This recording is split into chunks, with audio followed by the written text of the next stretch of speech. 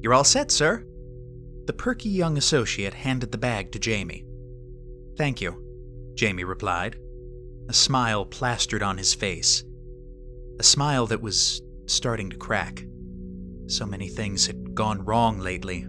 He didn't know how much longer he could keep it up.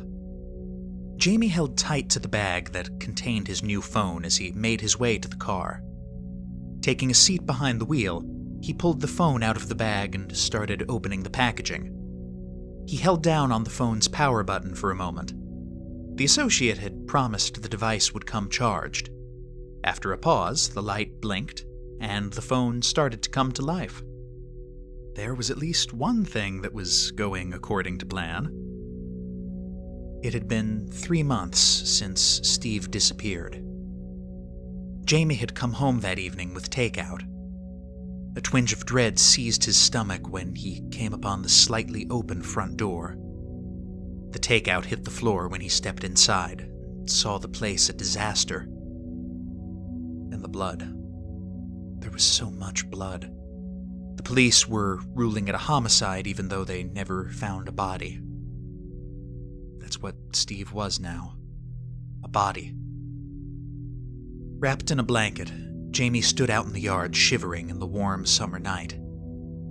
He overheard a couple of the officers talking about no one could lose that much blood and still be alive. Shock overtook him as they rattled off their theories to how his lover had been murdered. He didn't know if he'd ever be the same after that night. A month and a half after that, he was in a car accident and had to deal with an adjuster trying to whittle away at his claim for his client's benefit. Then a couple days ago, he lost his phone. It was one thing after the next. Now, sitting in the parking lot of a strip mall, he waited for his phone to boot up. The phone finished, and Jamie started making sure everything had transferred over. He opened up his contacts and started scrolling. His heart made a little tremor when he passed Steve's name. The police had confiscated Steve's phone that night. There was no point in keeping it any longer.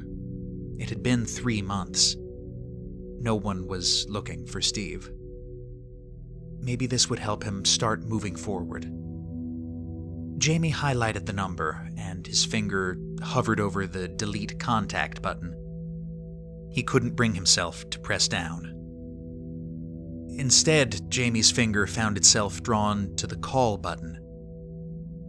Maybe this is what he needed. He'd call the number one last time. It had to be disconnected by now, or the carrier had given it to someone else, or maybe he'd get to hear Steve's cheesy voicemail greeting one more time. Couldn't hurt.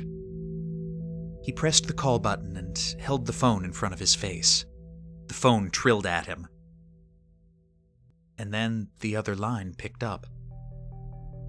"Hey, babe," Steve's voice answered. Jamie spluttered and nearly dropped the phone.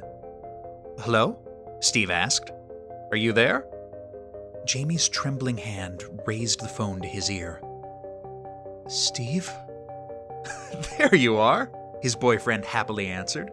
"Have you left work yet? I'm starving. And don't forget the spicy mustard." "Steve? Is that really you?" "Of course it is. Are you all right? You sound weird." Jamie fumbled for the right words to say, but nothing would come out. "Wait, is that you at the door?" "What? No! Where are you?" Jamie could hear the lock click on their front door, and Steve's surprised reaction. "It's about time." "Who are you?" "No! Stop it! Jamie!" Jamie listened as the phone hit the floor. The speaker filled with sounds of struggle and screams of agony. This was the night Steve had died. He was reliving it. Jamie screamed into the phone words of nonsense and love and hatred for the man who was killing his boyfriend. A type of madness swept over him as he fell upon the steering wheel, wishing he had been there, wishing he left work a little earlier that night, wishing he was the one who had been taken. "Help me," uttered Steve breathlessly, before the phone went dead.